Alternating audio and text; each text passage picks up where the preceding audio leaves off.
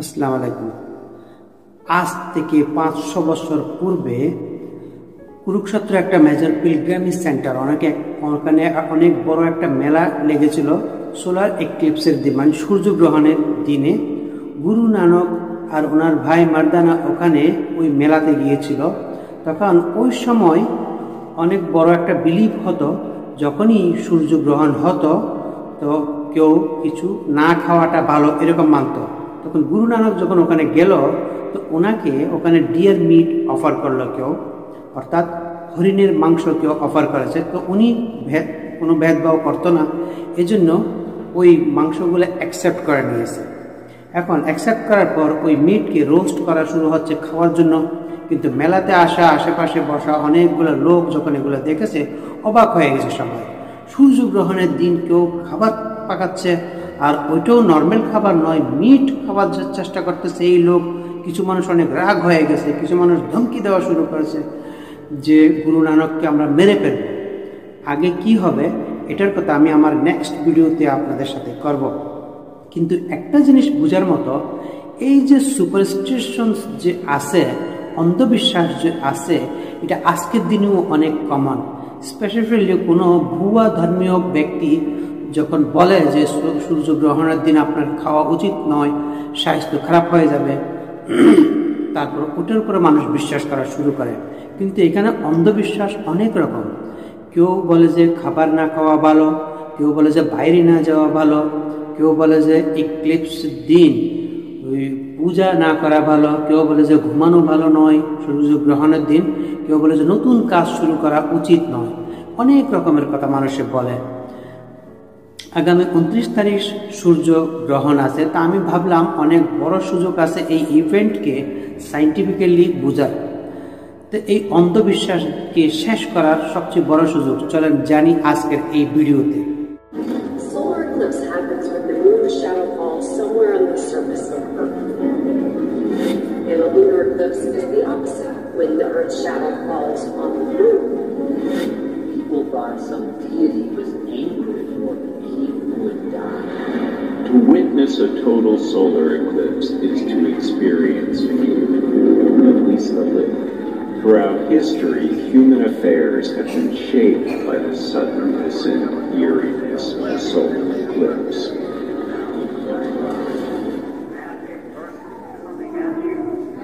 বন্ধু, আপনারা যখন স্কুলে গেছেন, একটু সায়েন্স যখন পড়েছেন, তা আপনারা জানবেন যে বেসিক রিজন কি এই সূর্যগ্রহণ আর চন্দ্রগ্রহণের পিছনে কি রিজন।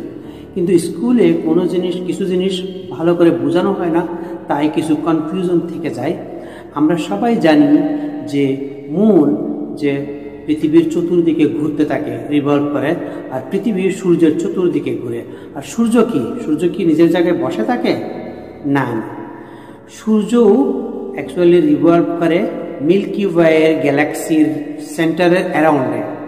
ইনফ্যাক্ট সূর্যের সাথে সাথে পুরো সোলার সিস্টেম আমাদের রিভলভ করে মিল্কি ওয়ে গ্যালাক্সির অ্যারাউন্ড। এখন একটা প্রশ্ন আপনার মনে আসবে, পৃথিবী কেন গোল গোল চক্কর কাটে সূর্যের চতুর্দিকে? এটার পিছনে রিজন হলো আমাদের সোলার সিস্টেমের 99.8% মার্স শুধু সূর্যের মধ্যেই আছে। আর এত মার্সের কারণে সূর্যের অনেক স্ট্রং গ্র্যাভিটেশনাল ফোর্স আছে, আর এই গ্র্যাভিটেশনাল ফোর্স অ্যাক্ট করে পুরো প্ল্যানেটে। কিন্তু এই ফোর্সের কারণে পৃথিবী সোজা গিয়ে সূর্যের সাথে কেন ধাক্কা খায় না? এর পিছনে রিজন হলো পৃথিবীর নিজের একটা স্পিড আছে, আর এই পৃথিবীর স্পিড এই সাইডওয়েজ সানের কম্প্যারিজনে এটা একটা সাইডওয়েজ মোমেন্টাম পাচ্ছে সূর্য থেকে। এটার স্পিড হলো 67,000 মাইলস পার আওয়ার, মানে 30 কিলোমিটার পার সেকেন্ড। এই মোমেন্টামের কারণে এটা ব্যালেন্স থাকে, না হয় পৃথিবী গিয়ে সূর্যের সাথে কোলাইড করে ফেলবে। ঠিক এইভাবে মিল্কি ওয়ে গ্যালাক্সির মাঝখানে একটা সুপার ম্যাসিভ ব্ল্যাক হোল আছে, ওটার মধ্যে গ্র্যাভিটেশনাল পুল অনেক বেশি, যার কারণে সূর্য গোল গোল মিল্কি ওয়ের চতুর্দিকে গোল গোল ঘুরে। এটার সম্পর্কে আমরা ব্ল্যাক হোল ভিডিওতে করেছিলাম। এক প্রশ্ন আপনার মাথার মধ্যে আসতে পারে, এই যে আমাদের মুন আছে, এটা পৃথিবীর চতুর্দিকে কেন ঘুরে, সূর্যের চতুর্দিকে কেন চক্কর লাগায় না? কিন্তু একবার ভেবে দেখেন, এই যে মুন অ্যাকচুয়ালিতে শুধু পৃথিবীর চতুর্দিকে ঘুরে না, কারণ পৃথিবী যখন সূর্যের চতুর্দিকে ঘুরে তো মুনও সূর্যের চতুর্দিকে পৃথিবীর সাথে সাথে ঘুরে, কিন্তু পার্থক্য হলো এটার অরবিটাল পার্ট স্পাইরাল। এইসব গোর গোর চক্করের মাঝখানে অনেক সময় কি হয়, এই তিনও অবজেক্ট একটা স্ট্রেট লাইনে চলে আসে। আর এই ধরনের স্ট্রেট লাইনে আসে পৃথিবী যখন মাঝখানে চলে আসে, তো আর্থের শ্যাডো মুনের পরে তখন আমরা লুনার ইক্লিপস বলি, মানে চন্দ্রগ্রহণ। এই ধরনের স্ট্রেট লাইনে যখন চলে আসে, যখন মুন মাঝখানে চলে আসে, তখন আমরা আমাদের প্রসপেক্টিভ থেকে যখন আমরা পৃথিবীতে বসে আছি, পৃথিবী থেকে যখন সূর্য চুপে থাকতে দেখি মুনের পিছনে, তখন এটাকে আমরা সূর্যগ্রহণ সোলার ইক্লিপস বলি।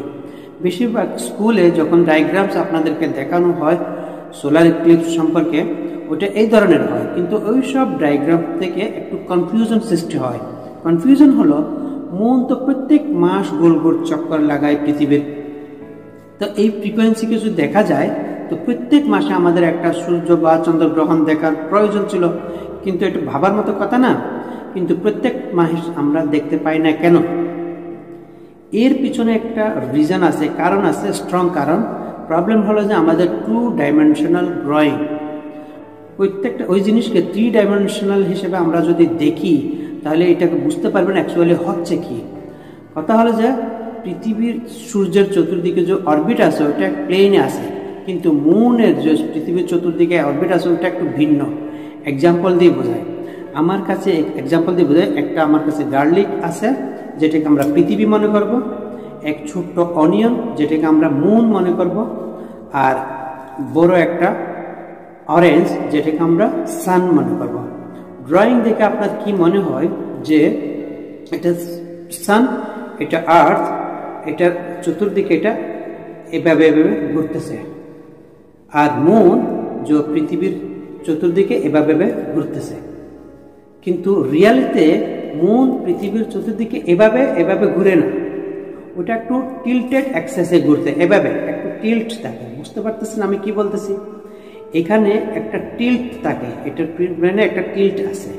এর অর্থ হলো পৃথিবীর অরবিটার প্লেন হরাইজন্টাল হলো, আর মুনের একটু টিল্ট হলো, এভাবে এভাবে আর এভাবে। দুটোটার ইন্টারসেকশন যেভাবে হচ্ছে ওটা হলো যে 2টা পয়েন্ট, একটা পয়েন্ট এখানে এখানে আর একটা পয়েন্ট এখানে আসে। এই যে 2টা পয়েন্ট আছে যখন চলে আসে পৃথিবীর সম্মুখে একটা স্ট্রেট লাইনে, তখন আমরা সোলার আর লুনার ইক্লিপস এটাকে বলি। এখন প্রপার একটা অ্যানিমেশন দেখেন ওই জিনিসের, হাত দিয়ে দেখানোর সময় আমি অনেক এক্সাজারেট করেছি, এটা টিল্ট কত বেশি। রিয়ালিটিতে এর টিল্ট শুধুমাত্র 5 ডিগ্রি হয়, thanks to the people who made this animation. It's tilted by about 5 degrees. This means that most of the time, the moon passes above or below the sun as seen from the earth. We can map out 2 invisible points in space at which the moon's orbit crosses the ecliptic. We call these the lunar nodes. When they line up with the sun, earth, and moon, that's when a solar eclipse or lunar eclipse will occur.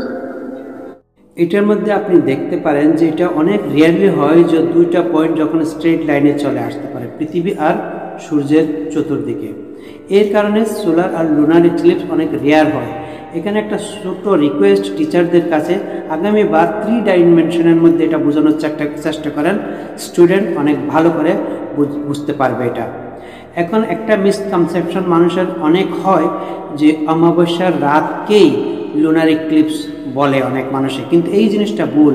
এমন কতগুলো রাত আছে যেটা হয় no moon night, যখন চাঁদ একদম দেখা যায় না, আর এমন রাত অলমোস্ট প্রত্যেক মাসে একবার হয়, এটাকে আমরা অমাবস্যা বলি। এই ডিফারেন্টের পিছনে যে কারণ আছে ওইটা আমরা আরেকটু দেখি। ওই যে মুনের পিছনে যে একটা টিল্ট আছে, আমরা যখন জানি আলো যেটা বের হয় ওটা সূর্য থেকেই বের হয়, পৃথিবী আর চাঁদের নিজের কোনো আলো নেই। At any point of time সানের কারণে অর্ধেক পৃথিবী সবসময় আলোকিত থাকে, যেটাকে আমরা দিন বলি, আর চাঁদের উপরে অর্ধেক চাঁদ সবসময় আলোকিত থাকে। আর এই সব কিছু রেভলিউশনসের কারণেই আপনি জানেন যে পৃথিবী রোটেট করতে থাকে নিজের অ্যাক্সেসের মধ্যে, যার কারণে দিন আর রাতের রাতে পরিবর্তন হয়, রাত দিনে পরিবর্তন হয়। তো দিনের সময় আমরা মুন আর স্টার্স এই জন্য দেখি না, কারণ সিম্পলি যে সূর্যের আলো এত বেশি হয় যে এই কারণে। কিন্তু কখনো আপনি ক্লোজলি নোটিস যদি করেন তখন আপনি জানবেন যে মাঝে মাঝে এমন হয় যে দিনের বেলায় আপনি চাঁদ দেখতে পাচ্ছেন। এটার কারণ কি হয়, প্রত্যেক মাস মুনের ফিজিক্স পরিবর্তন হয়, কখনো ফুল মুন, কখনো হাফ মুন, কখনো নিউ মুন। এটা আপনি অ্যানিমেশন দিয়ে বুঝেন। আপনি দেখতে পারেন যে পৃথিবীর যে রিভলভের স্পিডটা কত বেশি মুন পৃথিবীর হিসাবে। তো মুন কতটুকু দেখতেছে এটা ডিপেন্ড করে মুন নিজের অরবিটে কোথায় আছে। আমি আবার আমার অনিয়ন আর গার্লিক তুলে নিই। এবার মনে করেন আমাদের সান ওখানে আছে, আলো ওখান থেকে আসতেছে। আলো যখন ওখান থেকে আসতেছে, পৃথিবীর এই হাফ অংশ লাইট হবে আর এটা রাত হবে, ডার্ক হবে। আর মুন মনে করেন এই পজিশনে আছে মুন, তো মুনেরও এই অংশ হাফ লাইটে থাকবে আর এইটা ডার্কে থাকবে। এখন আপনি পৃথিবীর এই পয়েন্টে যদি থাকেন, এখান থেকে আপনি যখন দেখতেছেন মুন অর্ধেক লাইটে দেখতেছেন, অর্ধেক ডার্ক দেখতেছেন, এটা হাফ মুন। আর মুন যদি এখানে থাকতো আর সানের কারণে পুরো এটার উপরে আলো পড়তেছে, তো আমরা যখন এই পার্সপেক্টিভটা দেখতেছি, তো আমাদের এই পুরো পেজ এটা লাইটের মধ্যে আমরা দেখতেছি, এটা ফুল মুন হয়ে যাবে। তো লিটারেলি যখন পৃথিবী মাঝখানে চলে আসে তখন আমরা ফুল মুন দেখি। আর মুনের অরবিটে কোনো যদি টিল্ট না থাকতো, মুন এখানে হওয়ার কারণে যদি এই সেম লেভেলে যদি হতো পৃথিবীর, তো তখন সবসময় আমরা প্রত্যেক মাস লুনার এক্লিপস দেখতে পারতাম। কারণ এটা একটু টিল্ট আছে, তো সূর্যের আলো এটাতে পুরো পড়তেছে, এই জন্য আমাদের পৃথিবী একটু নিচে, এই জন্য আমরা অর্ধেক দেখতেছি। আর অমাবস্যার রাতে কি হয়, মুন একদম এই পাশে চলে আসে, আর আলো যেটা চাঁদের মধ্যে পড়তেছে সূর্যের, ওটা এই অংশকে লাইট আপ করতেছে। আমরা যে এখান থেকে এই অংশ দেখতেছি এটা ডার্কনেসে দেখতেছি আমরা, তো এই অন্ধকারে, এই জন্য আমরা লুনার এক্লিপস বলি। এই পুরো গেম আসলে মুনের টিল্টের কারণে। দেখা গেলে এটা হলো যখন হলে আমরা পিকচার দেখি, প্রজেক্টর আমাদের পিছনে হয়, কিন্তু তারপরেও পুরো স্ক্রিনে আমরা পিকচার দেখতেছি, কারণ প্রজেক্টর একটু উপরে থাকে ফিল্ম হলে। কিন্তু যখন আপনি দাঁড়িয়ে প্রজেক্টরের কাছে গিয়ে হাত এরকম করেন, তখন দেখবেন যে স্ক্রিন চুপে যাবে। আরেকটা মাইন্ড ব্লোয়িং জিনিস আমি এখানে পুরো ভিডিওর মধ্যে এতক্ষণ বলেছি, মুন গোল গোল চক্কর লাগায় পৃথিবীর।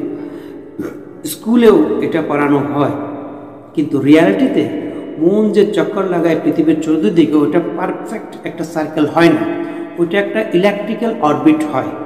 মানে এমন অরবিট যেখানে অনেক সময় মুন পৃথিবীর অনেক কাছে থাকে, অনেক সময় একটু দূরে চলে যায়। তো পৃথিবী অ্যাকচুয়ালিতে এক্স্যাক্ট মুনের অরবিটের সেন্টারে থাকে না। তো ওইটার কারণে দুই ধরনের সোলার এক্লিপস হতে পারে। একটা হবে অ্যানুলার সোলার এক্লিপস, যেটাকে বলা হয় রিং অফ ফায়ার এক্লিপস। এটা ওই সোলার এক্লিপস যখন মুনের অরবিট পৃথিবী থেকে অনেক দূরে থাকে। দূরে থাকার কারণে আমরা সূর্যের চতুর্দিকের বাউন্ডারি দেখতেছি, এমন মনে হয় একটা আগুনের একটা রিং তৈরি হয়েছে। দ্বিতীয়টা হয় টোটাল সোলার এক্লিপস, যখন মুন পুরোপুরি সানকে কভার করে ফেলে। এটা তখনই হতে পারে যখন মুন পৃথিবীর একদম কাছে থাকে। আর যখন অরবিট পৃথিবীর যখন একদম কাছে থাকে, তখন এটা টোটাল সোলার এক্লিপস হয়, সূর্য তখন পুরোপুরি চুপে যায়। তো এটা তো হলো ইক্লিপসিসের সায়েন্স। এখন কথা বলবো আমি আগামী ভিডিওতে কথা বলবো এটার ইতিহাসের উপর আর কালচারাল ইম্প্যাক্টের উপর। আমার আগামী ভিডিও দেখা ভুলবেন না। Thank you for today.